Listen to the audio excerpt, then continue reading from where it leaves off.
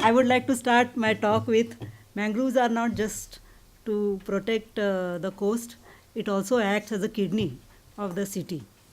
So, what is the function of kidney? Is purifying the blood. So, same way, wherever there is mangrove creeks or mangroves are existing, it purifies, takes up the extra load of nutrients. But now in Mumbai, the kidneys are overloaded with the sewage and everything, pollutants. So, how much are we going to put more load on it? So, that is just my opening remark. I am not going to talk on that. I will. This is our institute. I just on the this thing map it showed where our institute was. So we are mainly based on the fisheries research, and I said something about Gujarat, but now this time I will focus my only on the fisheries impact on the Maharashtra coast.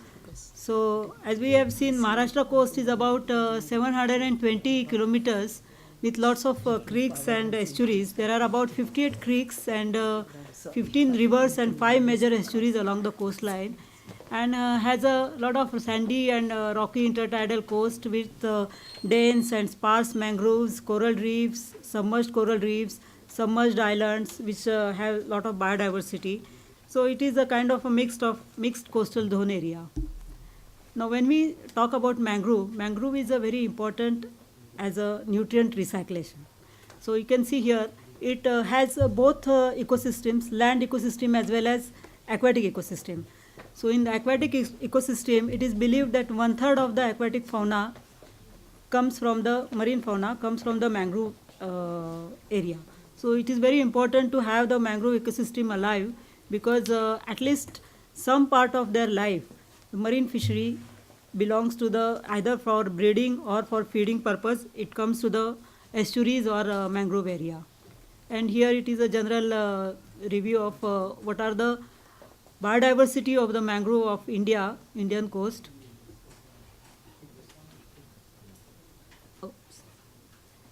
So this is the diversity of mangroves. You can see Mumbai and Thane district together there are 8 with so much of area under mangrove, and you can see there that is a Ratnagiri coast.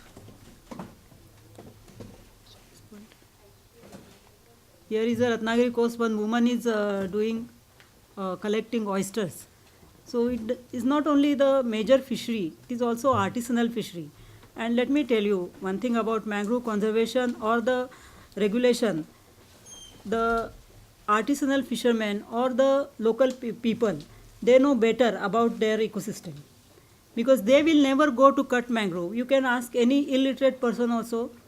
Once we were traveling in Achra, that is in Sindhudurg district, I just asked, do you cut these trees?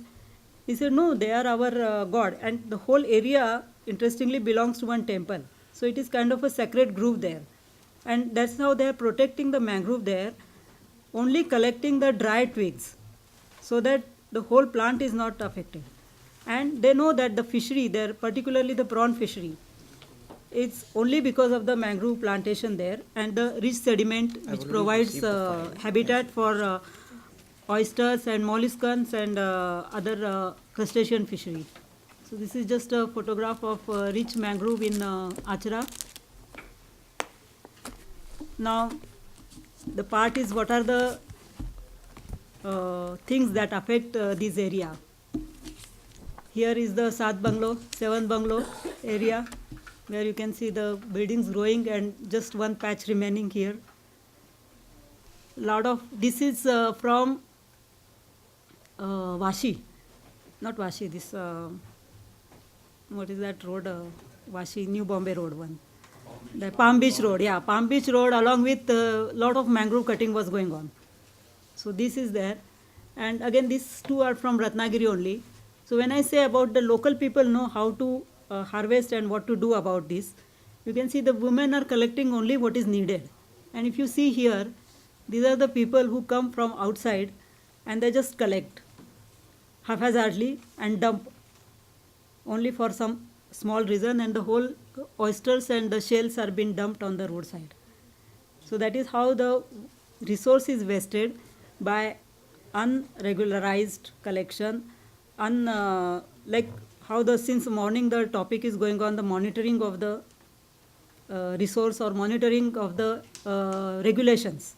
So this is how the monitoring should be very much implemented and taken into consideration. Then there are so many lands conversions are there. One thing is for salt pans. Salt pan industry is very much in the mangrove area or coastal zone area, which provides, of course, the at least around Bombay, more than 20,000 people are being employed, and there are more than 5,000 hectare area is under the salt production. Nonetheless, here you can see the destruction caused by that, and slowly it will be converted either for resort or for building. Sand mining. Sand mining another impact which causes adverse impact not only on the ecology. You can see already the coast also erode from one side. So it is a coastal erosion, geomorphological changes. Also due to constant dredging, the whole river or the estuary is being, the water is so much disturbed that no phytoplankton or no zooplankton can survive in this area. So it becomes practically unproductive because of constant dredging. There are constant movement is there on the water. So the biology of the whole area gets disturbed. And I think this now has been stopped. So what are the alternatives that you have to make? Some of them are not related to this topic today's, but they should be given more subsidy how to use the estuary. Not only because of a lot of developmental changes, their fishery is gone now. This I have seen many places nearby Mumbai like Alibag or even the Vasai, Thane, Bhayandar Creek, where because of the industrial development, the fishery or the local livelihood has been threatened. So they can go for small thing like crab fattening. Silviculture is one thing where you can restore the mangrove. So silviculture is kind of a forestation where you can grow the forest for the utilization. And this is how you can use the mangrove hatchery shrimp farm system, so that you can have the aquaculture, you can have the fishery, plus you can have the ecology of the area also. This is again same Ratnagiri area and oyster, but you can have kind of a hog dug in the mud, because the mud provides a very good environment for crab fattening or for crab this thing. And this is how afforestation or silviculture also should be systematic. Without knowing which mangrove to grow where, doing afforestation will be waste. So this will be a kind of graph to show where to grow which kind of tree. And many people say which I think Dr. Kulkarni was saying which mangrove should be good and which mangrove should be bad. So there is nothing which should be good, which should be bad. There is nothing like that, because based on the topography of the area, the plant is growing. So if it only Avicennia marina is growing, the habitat is such that only Avicennia can grow, because the Avicennia is the only plant which can sustain very high salinity or very low salinity. Any harsh condition, it can grow into 55 ppt of Gujarat coast, and it can even grow in the 10 to 15 ppt in normal estuary. So it is not the question of whether only Avicennia is growing so you can cut it. No, it is not like that. It is the plant which is growing there. And now when this time of the age, everybody is talking about the carbon crediting and all these things, I think the mangrove provides a very good, it's not only the tree, it's the whole production of the system in the water also gives the carbon crediting to the whole environment. So that's what mainly I want to say now. This is one you can grow this is again in the mangrove area. You can see here these two plants. This is called sea lettuce, alva, and this is monostroma. It is also edible plant. These two plants can grow very well in that.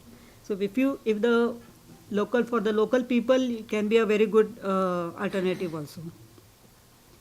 Now tourism in mangrove is very well established, but whether the tourism is a boon or bane, that is another thing to be discussed, maybe some other platform. This photograph is from Marine National Park, first Marine National Park in Jamnagar, and this is from Sundarban. This is, I think, Shapora. It is a, Shapora, no? Shapora, there is Salim Ali National Park is there in Mangrove, where you can see a beautiful seabirds. And even Bombay, some areas are specially reserved because mangrove is the place where the migratory birds come every year. It's their home as well, because none of them can come here to represent themselves. We people represent ourselves. They cannot come to represent themselves, so we are representing them. And I take this opportunity. You can have nice bund across the mangrove in between. Go there for recreation, get de-stress, come back, and have good life too. Thank you very much.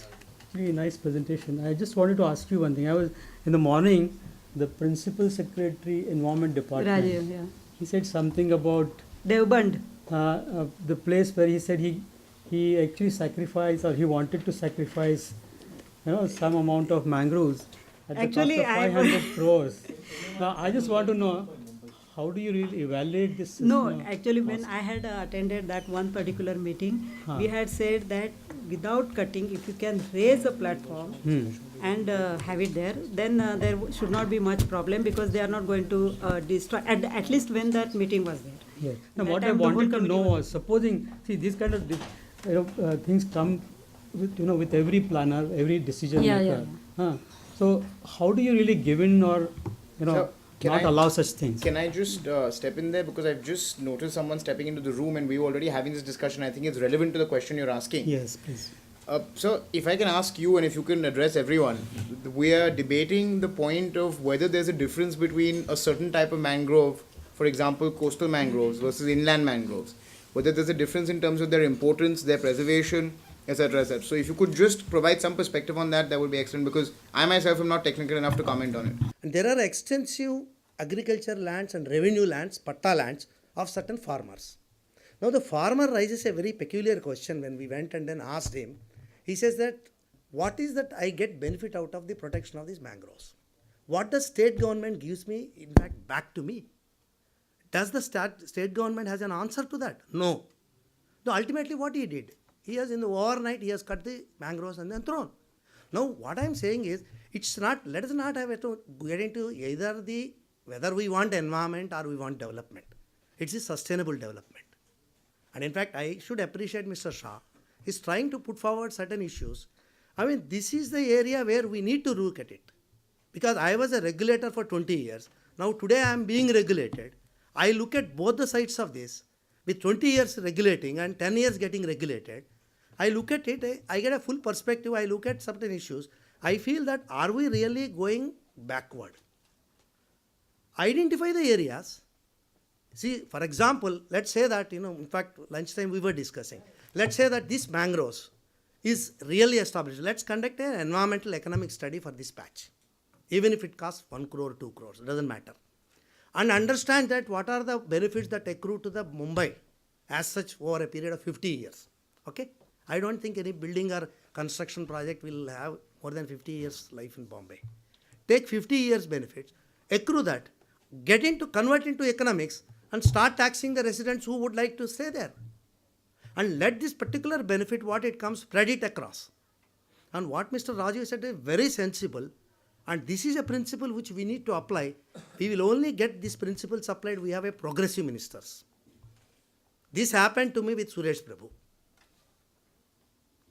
We need to have a progressive minister. I know one particular incident, he took a very different stand when it comes to a cement plant limestone quarrying.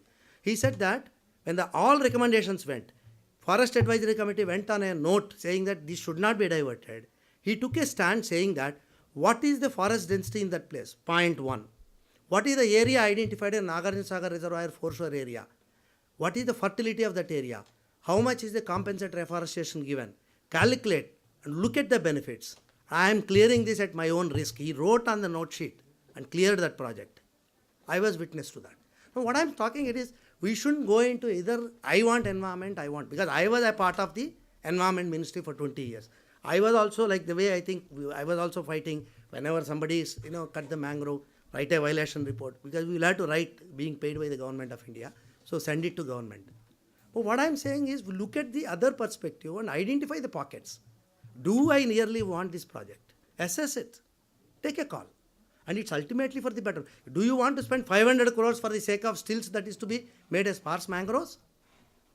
Would you like to do it? And who will pay for that 500 crores? It is the Bombay fellows who will be using that metro, will be paying their lifelong for the 500 crores which will be spent by the MMRDA. But sir, it's an excellent. That's the thing. Now, how do you have mangroves in that area unless you create artificially a wetland environment? That obviously means that you are encouraging flooding of that area. No, so it's not artificially created. The point which you got is wrong. It's not artificially created. No, it is. It's forever existed. Whatever built-up area has come up around it. Correct, but we are presented with a fait accompli today. For the last 25 years, that Nala has existed. For the last 25 years, it's been fully built up. What existed 50 years ago, I'm sorry, is completely irrelevant to our nation today. You know, in the last presentation as well, we were... Environmentally speaking, are you making that statement? Environmentally speaking, what existed 50 years ago is irrelevant today. If that's what you're saying, you serious? No. You're in serious trouble. No. My Because point you're is... talking about sustainable issues. Exactly. Precisely because of the mess we have let me made over the last clarify. 50 years. No. So my point is there is no way to turn the clock back 50 years. The fact is that this is the situation today, and we have to find solutions based on what is today, And not what get ought to have been world-class 50 years solutions, ago. Get world-class solutions. Use your same argument that, we need to, and that's, I mean, I like the fact that you started off with that, but get me a world-class consultant and say what should be the way forward in this area. You can't use Not the this argument- area, ma'am, for the No, entire no, city. I think can I add a point here about, since Mr. Shah made this statement about introducing efficient technologies and state-of-the-art things, it's all coming. In fact, all these green building regulations are going to come. And the first thing about these green regulations is that you cannot build on an environmentally sensitive land. You cannot destroy the existing stormwater system there and then build a false system on top of it and then feel sad that the city is flooding all the time. All these things are going to come. Till the time Dr. Rakesh Kumar starts, the location that was shown on the pointer, it shows mangroves there. The government of Maharashtra wants to have headquarters of NIO, Mumbai office, in a location where similar mangroves are there, and new building or new campus of CIFE where similar mangroves are there.